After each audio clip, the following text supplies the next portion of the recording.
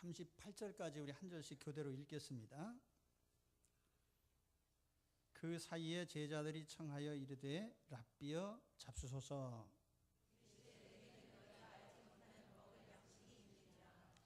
제자들이 서로 말하되 누가 잡수실 것을 갖다 드렸는가 하니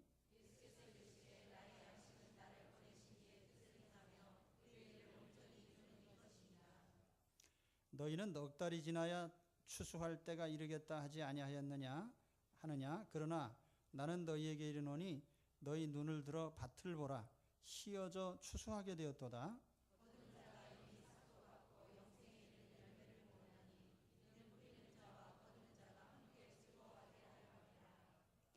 그런즉 한 사람이 심고 다른 사람이 거둔다 하는 말이 옳도다.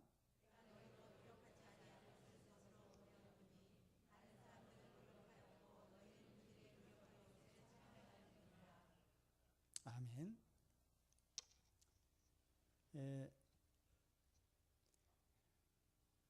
오늘은 아버지의 뜻을 행하는 사명의 양식, 이런 제목으로 말씀을 드리겠습니다. 예수님과 수가성 여인이 대화를 나누는 가운데 그 사이에 제자들이 가서 먹을 것을 구해왔어요. 그래서 오늘 말씀해 보니까 그 사이에 제자들이 청하여 이르되 랍비여 잡수소서. 제자들이 이 먹는 문제로 상당히 신경을 썼습니다. 누가복음 9장 12절 말씀에도 보면 많은 사람들이 모일 때마다 이 사람들을 어떻게 먹이지? 이게 이제 제자들의 근심거리였어요. 먹고 사는 문제, 양식, 오늘 말씀의 주제입니다. 제자들이 음식을 내놨을 때 주님께서 32절에 보면 내게는 너희가 알지 못하는 양식이 있느니라. 누가 주님께 음식을 드렸지? 제자들이 볼 때 자기들이 음식을 구해왔는데 나 음식 있다. 그랬더니 제자들이 누가 음식을 드렸나? 그랬더니 주님이 하신 말씀이 34절에 예수께서 이르시되 나의 양식은 나를 보내신 이의 뜻을 행하며 그의 일을 온전히 이루는 이것이니라. 가끔 가다 보면 제자들하고 육신적인 얘기를 하다가 영적인 얘기를 하고 그럼 제자들이 당황해서 못 알아들어요. 사실 이후에 6장까지 가서도 보면은 제자들은 사실 이 말씀의 뜻을 정확히 알아듣지 못했습니다. 오늘 우리는 이 제자들이 알아듣지 못한 영의 양식에 대한 말씀을 알아들어야 됩니다. 그래서 오늘 이 영의 양식을 오늘 누구나 다 취하고 또 영혼의 배부름과 만족이 있기를 바랍니다.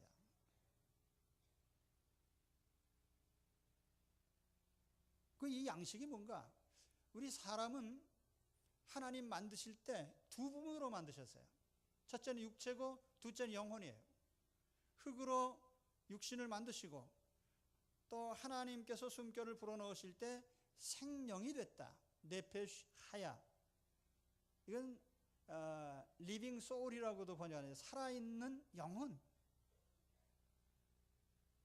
그래서 우리 육체는 육의 양식을 먹어야 되는데 영혼은 영의 양식을 먹어야 돼요. 근데 우리가 육체가 줄이는 거는 우리가 잘 느끼고 깨닫습니다. 배고프면 못 참죠. 그런데 영혼이 굶주리고 있는 것은 우리가 잘 알지 못해서 그냥 내버려 둡니다. 그러니까 사람들이 다 영혼의 굶주림에 놓여 있는 것입니다. 그 영혼의 주림이라 그게 뭡니까? 자, 배고프면은 우리가 배에서 쪼르륵 소리가 나고 배가 고프고 뭘 먹고 싶고 그렇죠? 그 영혼이 굶주린 건 증거가 뭡니까? 어떤 증표가 나타나요? 영혼이 굶주린 증거가 만족이 없고 평안이 없고 기쁨이 없어요. 그래서 내 자신이 지금 영적으로 좀 내 영혼이 줄인 상태인가 아닌가를 진단해 보려면 금방 검진해 보면 알 수 있어요. 내게 참 기쁨이 있나? 내게 인생의 만족이 있나? 내게 참 흔들리지 않는 평안이 있는가? 영혼의 평안이 있는가? 자신을 한번 살펴보세요. 그래서 이 영혼의 양식이 채워지지 않을 때 우리는 뭔가 다 가지고 있는데도 불구하고 마음에 만족이 없어요. 내가 돈이 많아도 만족이 없어요. 꽤 높은 자리에 있는데도 만족이 없어요. 또 유명해졌어도 만족이 없어요. 그러니까 영혼의 굶주림 상태에서 사람들이 자기 삶을 불행하게 만들어가는 것입니다. 결혼 생활도 이게 무의미해. 인생은 인생부상이야. 허무주의에 빠지고, 이게 다 뭡니까? 삶에 대한 만족이 없고 기쁨이 없고 미래가 없어요.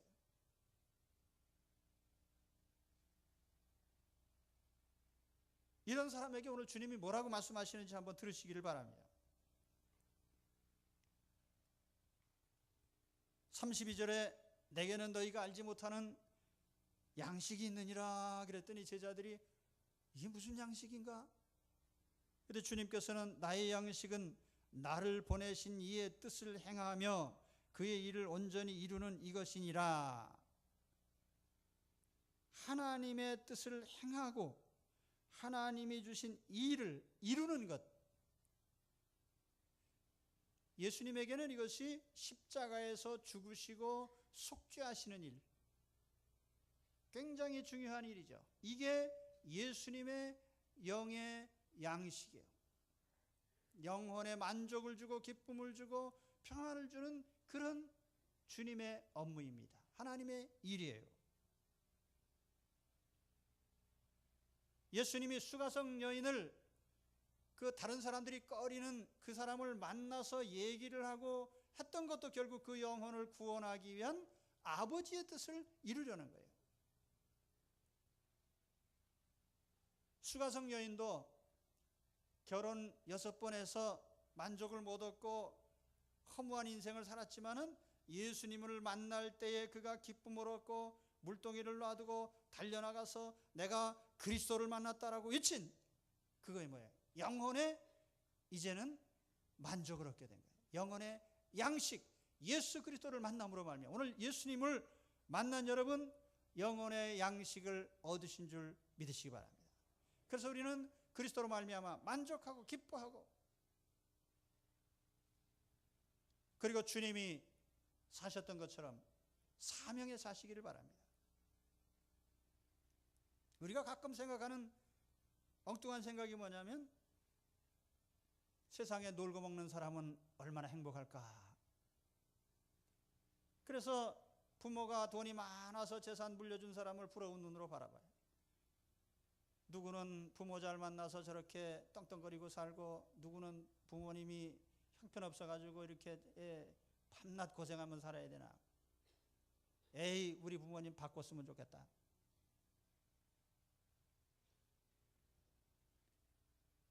그래 잘못 알고 있는 거예요. 진정한 만족은 돈에 있지 않고 놀고 먹는 데 있지 않아요. 오히려 사명으로 사는 데 있습니다. 사람의 마음이 참 신비한 거예요. 그래서 우리 영혼은 우리가 생각하는 것과 정반대에서 행복을 느껴요. 여러분, 노는 사람에게 행복합니까? 하고 물어봐요. 일하는 사람에게 행복합니까? 물어봐요. 노는 사람보다 일하는 사람이 행복합니다. 그런지 안 그런지는 은퇴하신 분들한테 여쭤보면 금방 알 수 있어요. 공부 열심히 하는 학생이 공부 하나도 안 하고 땡땡이 치는 학생보다 훨씬 행복합니다. 자수성가한 사람이 부모 재산 물려받은 사람보다 훨씬 행복해요. 남을 돕는 사람이 도움을 받는 사람보다 훨씬 행복합니다. 섬기는 사람이 섬김을 받는 사람보다 훨씬 행복합니다. 전도하는 사람이 전도받는 사람보다 행복해요. 저는 이것을 사명의 원리 혹은 영혼 만족의 원리, 그렇게 제목을 달았어요. 영혼 만족의 원리. 사명의 원리. 하늘의 사명을 실행하는 사람은 언제나 최고의 만족과 배부름 속에 살 수 있습니다. 그래서 인생은 사명적 존재입니다. 하나님이 에덴 동산에서 아담을 만드실 때 하신 말씀이 뭐냐면 생육하고 번성하여 땅에 충만하라, 땅을 정복하라, 모든 생물을 다스려라, 이런 말씀하셨는데 거기 보면은 생육하고 번성하라, 이것도 하나님이 주신 책무예요. 사명입니다. 생육, 낳고 기르고, 우리가 자녀를 낳아 기르는 것도 하나님의 사명입니다. 우리 젊은 청년들, 결혼해도 좋고 안 해도 좋은 건 개인의 자유에 속하는 것이지만 결혼해서 자녀를 낳아 기르는 것은 하나님의 사명인 줄 아셔야 돼요. 그러니까 사명을 아는 자만이 결혼하고 자녀를 기르는 거예요. 두 사람 좋으라고 결혼하는 거 아니에요. 하나님께서 생육 번성하라고 명령하셨어요. 그건 사명입니다. 그래서 오늘 우리 세 번째 아이 낳은 우리 성선인 집사님, 아주 제가 참 칭찬해 마지 않습니다. 넷을 낳은 분은 더 훌륭하고요.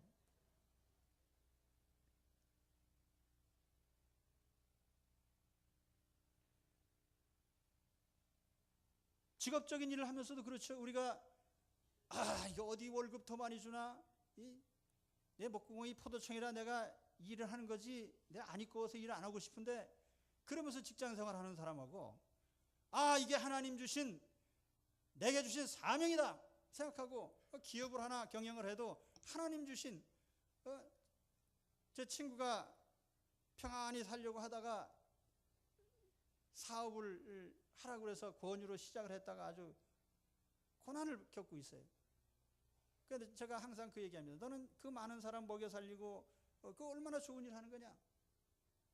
골치 아픈데 때려칠 수도 있지만은 거기에서 몇십 명의 직원이 평생 먹고 사니 얼마나 큰 일을 한 거예요. 사명이 있어야 됩니다. 그래서 우리 가정을 세우는 것도 사명감을 가지면 부부가 서로 살다가 기분 나쁘다고 헤어지고 이런 일 없어요. 무슨 새로운 걸프렌드 나타났다고 또 헤어지는 사람이 살다가 절대로 그러면 안 됩니다. 그 왜 그래요? 가정을 지키는 게 사명이니까. 그렇죠? 인생을 사명으로 사는 사람은 하나님께서 주신 영혼의 만족이 있고 기쁨이 있고 평강이 있어요. 사명에 눈을 뜨시기 바랍니다. 내가 살아가는 그 자체, 생존하는 것 자체도 사명이에요. 죽지 못해 사는 게 아니에요. 우리 살아있는 것으로, 생명이라는 게 얼마나 위대한 것입니까? 제가 20대 초반에 죽을 뻔하고 나서 평생 저는 그런 철학으로 살아요. 살아있다는 것이 얼마나 행복한 것인지 한번 죽음의 직면에서 깨달아 봐라요.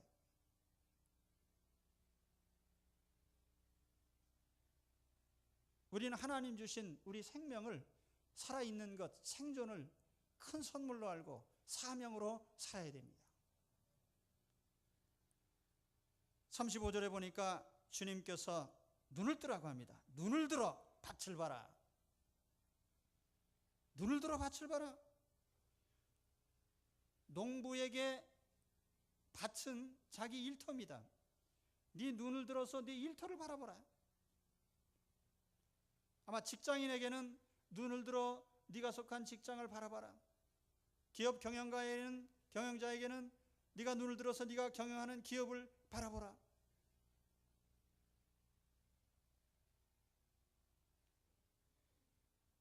거기 뭐가 있어요? 35절에 보니까 희어져 추수하게 되었도다. 거기 내가 할 일이 눈에 보여요. 추수할 곡식이 보입니다. 유대인은 1년을 6절기로 나눠요. 그런데 오늘 말씀을 보니까 예수님께서 사마리아에 계실 이 당시에 아마 추수를 하려면 한 4개월쯤 더 있어야 될 것 같습니다. 넉 달이 지나야 추수하게 된다.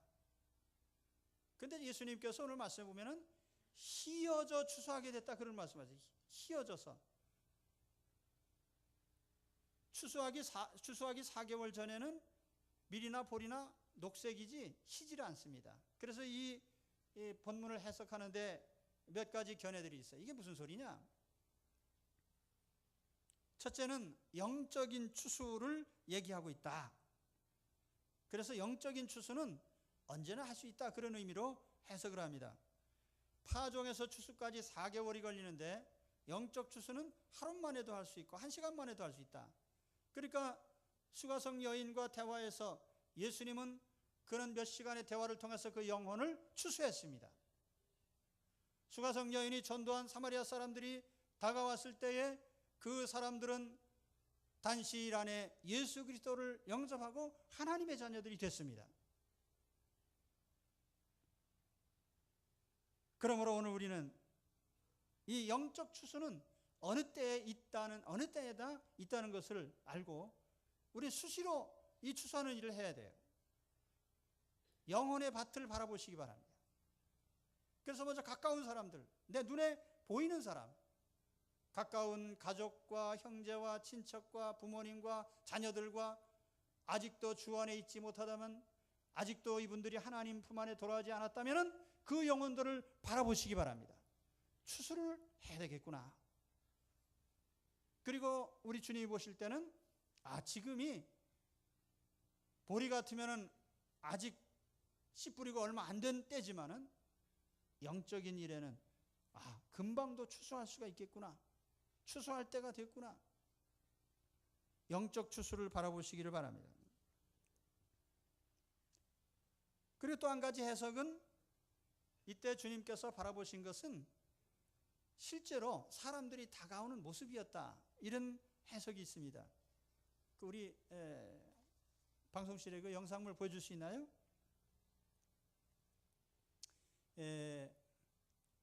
이 아랍 사람들의 복장인데 그 모르톤이라는 분이 예수님의 행로를 똑같이 가면서 사마리아 이 야고보의 우물가에 앉아서 예수님처럼 똑같이 아마 그런 모습으로 있었던 것 같습니다. 그런데 저런 하얀 복장을 한 아랍 사람들이 쭉 이렇게 다가오는 모습이 하얀 그 햇빛에 반사가 돼가지고 굉장히 희게 빛이 났다고 그래요. 그래서 예수님께서도 아마 저런 모습을 바라보시면서 정말 휘어져 추수하게 됐구나 그런 말씀을 하셨다는 거예요.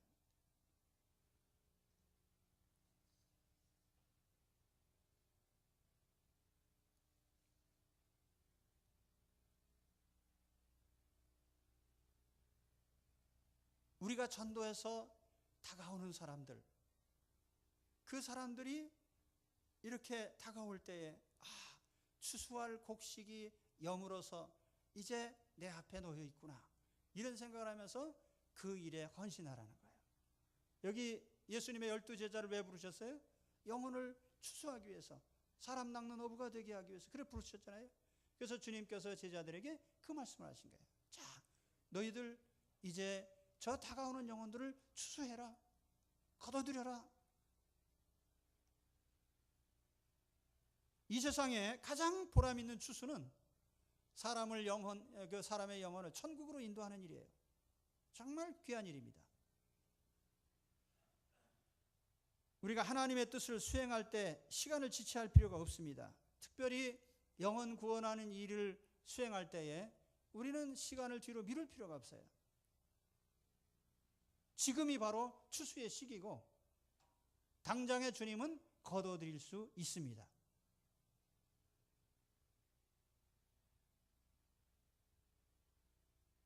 영혼 구원에 대한 갈망을 가지고 이 일에 눈을 뜨시고 내게로 다가오는 사람들을 바라보시면서 주님의 명령을 따라 이 추수하는 일에 여러분 헌신하시기를 축원합니다. 하나님 나라는 뿌리는 자가 있고 거두는 자가 있어요. 우리는 영적 추수에 부름받은 사명자들입니다. 주님에게 고용된 품꾼들입니다. 그래서 36절에 보면 거두는 자가 이미 삭도 받고 영생에 이르는 열매를 모으나니 이는 뿌리는 자와 거두는 자가 함께 즐거워하게 하려 함이라. 그런즉 한 사람이 심고 다른 사람이 거둔다 하는 말이 옳도다. 그런데 이 말씀을 보니까 먼저 우리가 이미 품삯을 받았다 이렇게 얘기를 해요. 너희가 이미 품삯도 받지 않았냐? 그럼 이때 12제자들이 주님께 받은 품삯이 뭐겠습니까? 일당 5만 원씩 받았나요? 그게 아니에요. 예수 그리스도를 만남으로 말미암아 예수님을 영접함으로 그들은 영생을 얻었습니다. 영원히 목마르지 않는 샘물을 얻었어요. 성령을 받았어요. 천국 시민권을 얻었어요. 하나님 나라에 돌아갈 거처가 있습니다. 그래서 받아야 될 품삯, 정말 소중한 대가는 이미 다 받았습니다. 여기 계신 여러분, 우리는 다 우리 주 예수 그리스도를 영접할 때에 이미 주님께 가장 중요한 품삯을 받은 줄로 믿으시기 바랍니다. 우리는 이미 다 받았단 말이에요.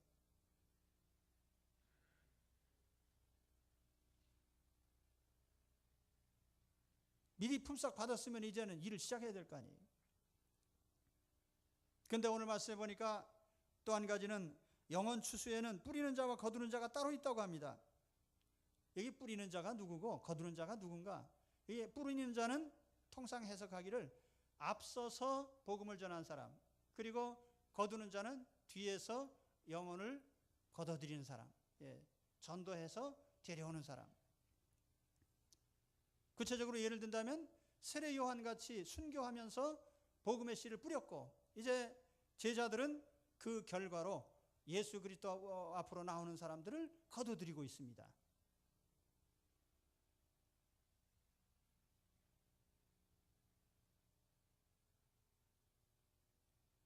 우리가 농사를 질 때 그러잖아요. 내가 뿌렸으면 내가 거둬야지. 내가 노력했으면 내가 대가를 받아야지. 그런데 하나님 나라 일은 그렇지 않은 경우가 얼마든지 있습니다. 뿌리는 자와 거두는 자가 동일할 수도 있지만 같지 않아도 좋아요. 우리 인간 역사라고 하는 것도 사실 보면은 뿌리는 자가 다 거두는 게 아니에요. 우리 세대가 뿌리면 다음 세대가 거두는 게 그게 역사입니다. 제가 지금 우리가 경제적인 번영을 누리고 있고, 우리나라 경제 규모가 세계 10위권 근처에서 이렇게 왔다 갔다 하는데 정말 놀라운 일이에요. 우리나라보다 땅덩어리 크고 인구 많고 자원 많은 나라들이 얼마나 많은데요. 제가 대학 다닐 때 우리나라 경제 규모가요, 형편없었어요. 지금처럼 이렇게 규모가 커질 줄은 상상도 못했어요.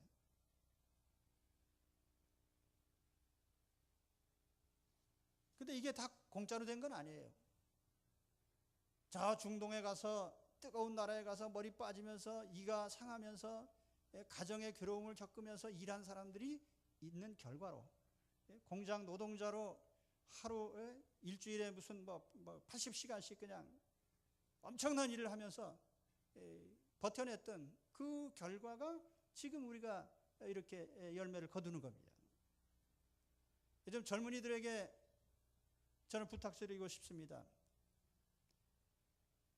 물론 우리의 관심이 분배와 평등에도 물론 관심이 가 있어야 되겠지만, 그것을 주장하기 전에 내가 죽도록 내 직업적인 일에, 내 인생을 생산적인 일에 쓰시기 바랍니다. 그 후에 주장을 하셔도 늦지 않아요. 외국에서 불러온 근로자들이 100만 명인데 왜 일터가 없다고 합니까? 일자리가 없다고 합니까? 그건 논리적으로 맞지 않는 거예요.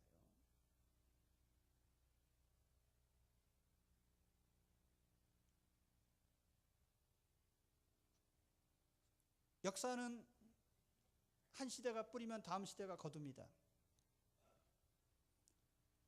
우리 영혼의 결실도 마찬가지예요. 전도하는 사람과 실제로 하나님 교회로 작심하고 결심하고 나오는 그 때가 다를 수 있습니다. 우리 교회도 보면 그래요. 우리 매주 화요일, 목요일에 나가서 노방전도합니다. 우리 교육자들이 매주 1200가정씩 전도지를 돌리고 있습니다. 근데 누가 예수님을 믿고 나오는지 알 수 없어요. 그래도 우리는 뿌리는 것입니다. 다윗은 성전을 위해 준비했고 솔로몬은 건축을 했습니다. 성전 부지를 사놓는 사람이 따로 있고 짓는 사람 따로 있을 수 있어요.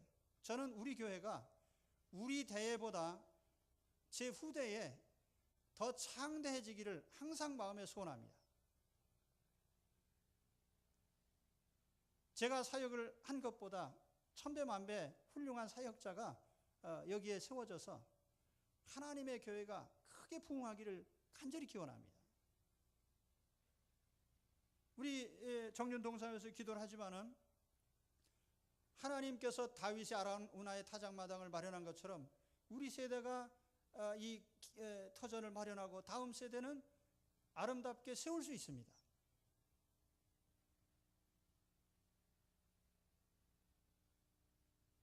하나님께서는 우리가 이유야를 막론하고 뿌리는 일을 계속 하기를 원하셔요. 그리고 그것은 누가 거둬도 좋은 것입니다. 그런 심정을 가지고 우리가 뿌리는 자가 되어야 돼요. 이거 내가 아무리 고생하면서 이거 해봤자 이게 뭐 내게 돌아오는 게 뭐 있나? 이런 생각은 그건 신앙 밖에 있는 사람들이 가진 생각이고 우리 그리스도 안에 있는 사람들은 그런 생각을 가지면 안 되는 거예요. 내가 지금 뿌려놓으면 누군가는 거두겠지. 그렇죠? 제가 어렸을 적에 시골 이제 참외 있잖아요. 참외. 참외를 먹고 시골에는 화장실이 아무 데나 있습니다. 그래서 오픈 화장실에 가서 이렇게 볼일을 보고 나면 얼마쯤 있다 보면은 여기저기서 참외가 나와요. 뿌렸으니까 나오는 거죠.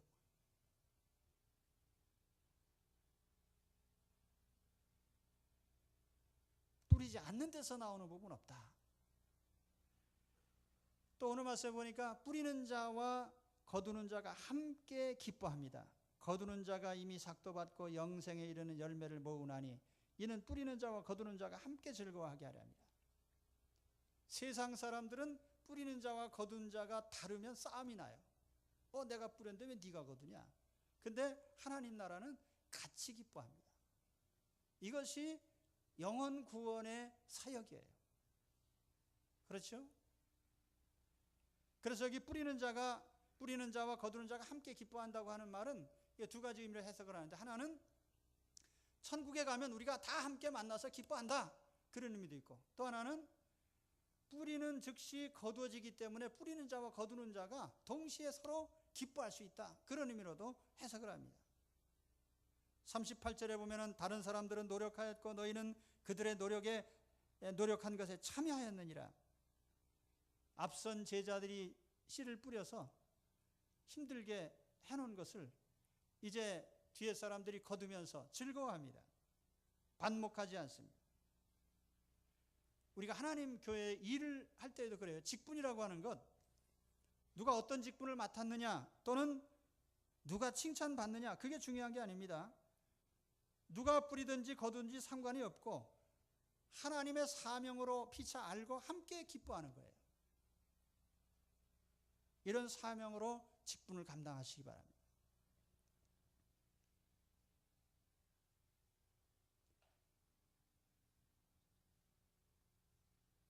자, 오늘 말씀을 다시 한번 돌이켜 보겠습니다. 오늘 우리는 어떤 씨를 뿌리고 어떤 추수를 하고 있습니까? 우리 주님께서는 아버지의 뜻을 행하며 그의 일을 온전히 이루는 것이 내 양식이다. 그런 말씀하셨어요. 내 영혼을 만족해 하고 평안케 하고 소망을 갖게 하는 그것이 진정한 양식이다. 주님이 이룬다는 말씀을 하셨는데 내가 다 이뤘다. 주님이 이 말씀은 십자가에서 하셨어요. 인생을 다 살고 마지막 순간 세상을 떠나시는 순간에 나는 다 이뤘다 이 말씀하셨어요. 나는 다 이뤘다. 하나님이 내 인생에 명하신 과제를 나는 다 이루었다 그 말이에요. 굉장히 멋있는 말씀이에요. 십자가에서 죽으시는 사명, 인류 속죄의 사명, 나는 다 이뤘다. 할렐루야. 오늘 우리를 가장 만족해 할 수 있는 것은 하나님의 사명 수행입니다. 가정생활도 직업도 교회생활도 사명으로 감당하십시오. 마지못해 굴러가는 인생에게는 영원히 만족이 있을 수 없습니다. 그러나 사명을 수행하는 자는 항상 기쁨과 보람을 가지고 만족하면서 자기 인생을 드릴 수가 있습니다. 저는 20대에 주님을 만났어요.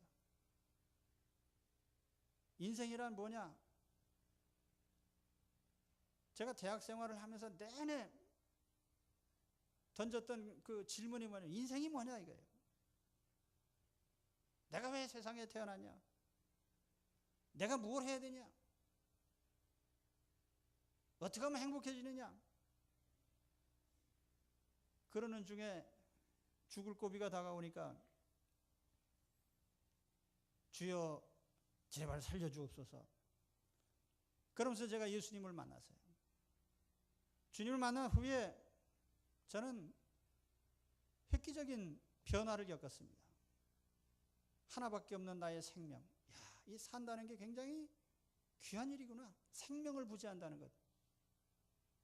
얼마나 이것이 값진 일인지 몰라요. 그래서 내가 살아있는 이것으로 하나님께 이제는 헌신하겠습니다.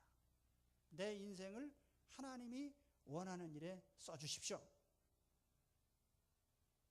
그래서 신학교 가고 졸업했더니 안수받을 때에 하나님께서 교회 개척의 사명을 주셨어요. 그래서 그때는 개척하는 것 외에는 사역이 없는 줄 알았어요. 죽든지 살든지 개척, 하나님 교회 세우는 것, 하나님 기뻐하시는 교회를 한번 세워보자. 그래서 그때 제가 부양할 가족이 7명인데 저까지 포함해서 야, 우리 가족이 굶어 죽든지 말든지 한번 헌신해보자. 왜냐하면 가장이 결정한 것에 대해서 가족이 똑같이 부담을 해야 되는 거 아니에요. 야, 같이 죽자. 저는 그래서 그런 생각을 합니다. 우리가 선교지에 가서 죽는 사람도 있고 목회 현장에서 죽는 사람도 있는데 하나님께 부름 받은 사람은 다 순교자적인 각오를 해야 되는 겁니다.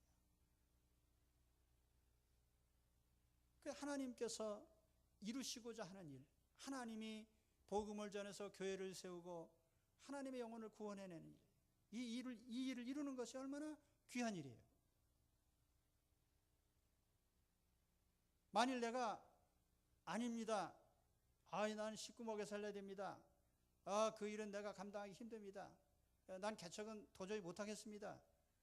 그랬더라면 아무것도 안 됐겠죠. 그러나 하나님께서 쓰시는 대로 하겠습니다. 솔직히 지금은 제가 겁나는 데가 많아요. 그런데 개척할 때는 아무도 무섭지 않았어요. 그래서 사방에서 막 참 이리저리 어려운 일에 부딪히고 그래도 하나도 두려운 게 없었어요. 한밤중에 술 먹은 사람들이 그냥 우리 문 앞에 와가지고 대문을 발로 걷어차면서 그냥 목사 만나자고. 그래서 제가 그때 집사람이 나가지 마. 절대 나가지 마세요.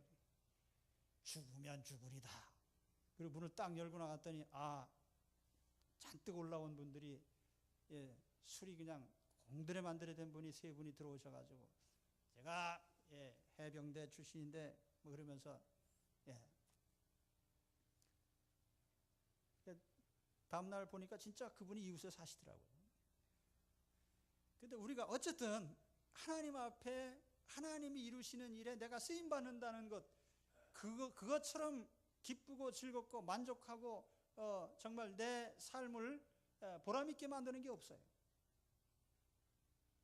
혹시 여러분 가정을 위한 헌신이든지 직업적인 일에 헌신이든지 혹은 사회적인 업무든지 나라를 위한 일이든지 어떤 일이든지 하나님께서 이 일에 나를 부르셔서 쓰신다고 하는 사명을, 소명의 의식을 찾으시기를 바랍니다. 하나님이 나를 부르셨구나. 부르신 일에 내 자신을 드릴 때 그것이 우리 인생을 가장 값있고 힘있고 즐겁고 능력있게 만드는 것입니다. 여러분 오늘 하나님 앞에 사명을 찾으시기를 주의 이름으로 축원합니다. 기도하겠습니다.